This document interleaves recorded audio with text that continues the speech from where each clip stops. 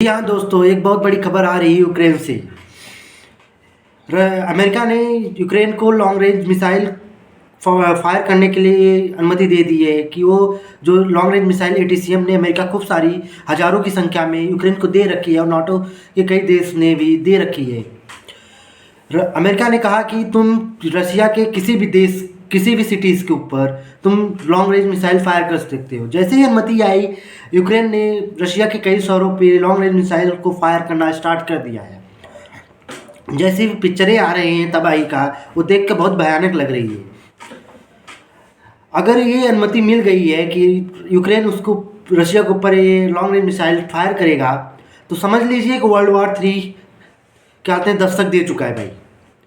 Russia सीधे भी क्या कहते हैं जंग में कूदेगा और किसी भी नाटो के देश के ऊपर हमला कर सकता है। जब नाटो देश के ऊपर किसी देश के ऊपर हमला होगा तो जो नाटो की आर्टिकल्स है उसमें साफ साफ लिखा है कि अगर एक देश के ऊपर किसी देश ने हमला किया तो पूरे नाटो की जो 40 के 40 नाटो के देश हैं उन पे हमला माना जाएगा। तो एक साथ सब देश आ जाएंगे और रशिया पे हमला करने की कोशिश करेंगे। लेकिन भाई ऐसा नौबत ना आए कि हो सके, क्योंकि ट्रम्प को अभी जनवरी के बाद ही उनको क्या कहते हैं प्रेसिडेंट का पद संभालने को मिलेगा। इसके पहले तो दो महीने तो जो बाइडेन भी हैं, उनको बहुत बड़ा लेगेसी छोड़ने का शौक है भाई बाइडेन को, कि कुछ न कुछ तहस नहस करके यहाँ से जाना ही है भाई। लगता है इनको तहस नहस करवाना ही दुनिया को। इनको समझ नहीं आ रही कि भाई ये रशिया यूक्रेन युद्ध 3 साल से चल रही है, जिसमें 15-16 हज़ार लोग मारे गए हैं भाई। उधर क्या मिडिल ईस्ट में इसराइल और हमास में चल रही है जंग, कई बड़े कन्फ्लिक्ट चला जिसमें 45 हज़ार लोग मारे गए। लोग चाहते हैं क्या भाई? इन लोग को तो अब दूर से ही मज़े ले रहे हैं, दुनिया चाहे भाड़ में जाए जैसे करे। इन लोग को क्या फर्क पड़ता है अमेरिका और नाटो देशों को? इनकी तो कुछ जा नहीं रही है, बस मिसाइल पे मिसाइल बेचे जा रहे हैं, पैसे लिए जा रहे हैं। इन लोग को तो क्या कहते हैं डिफेंस सेक्टर की मजबूत हो रही है ना, ये डिफेंस चीज़ें बेच रहे हैं यूक्रेन को और इसराइल को। इनको तो मोटा पैसा मिल रहा है भाई। लेकिन यूक्रेन और रशिया के युद्ध में पीस कौन रहे हैं? पूरे नाटो देश जो यूरोपियन कंट्रीज के हैं।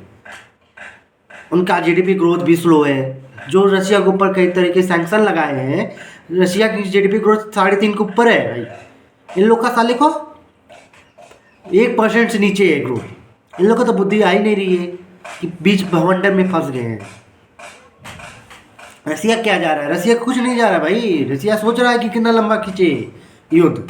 रशिया चाहे तो 2-3 दिन के अंदर पूरे यूक्रेन को तबाह कर सकता है, यूक्रेन की बैंड बजा सकती है। रशिया चाहता नहीं, वो चाहता है कि फिर यूरोपियन कंट्री को भी बर्बाद करते हैं।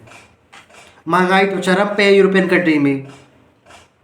और क्रूड ऑयल तो इंपोर्ट जो करते थे, एलएनजी चीज़ इंपोर्ट करते थे रशिया से, सस्ती पड़ती थी। लेकिन अब वही चीज़, वही क्रूड ऑयल, वही एलएनजी चीज़ें इंडिया से एक्सपोर्ट कर रहे हैं। इंडिया क्या काम करता है? रशिया से सस्ते दामों में तेल लेता है, उसको रिफाइन करता है और इन यूरोपियन कंट्री को बेचता है मोटे दामों में। इंडिया बहुत बड़ा खेल कर रहा है भाई यहाँ पे। इंडिया भी चाहता है कि युद्ध लंबा खींचे, हमारा ही फायदा है, सस्ते दाम पे हमको मिलता रहे तेल और हम लोग को बेचते रहे। कोई देश नहीं चाहता कि युद्ध रुके। ये वर्ल्ड वॉर 3 करवाना चाहते हैं, ऐसा लग रहा है। अगर एक बार भी रशिया ने किसी भी नाटो देश पे हमला कर दिया ना, तो रोक पाना बहुत मुश्किल हो जाएगी। यूनाइटेड नेशन को पहले से ही माल फंक्शनिंग कर दिए हैं, तबाह कर दिए हैं। इनको समझ है नहीं भाई, क्या करें। जो होगा तो देखा जाएगा। चलिए आगे देखते हैं क्या होता है भाई।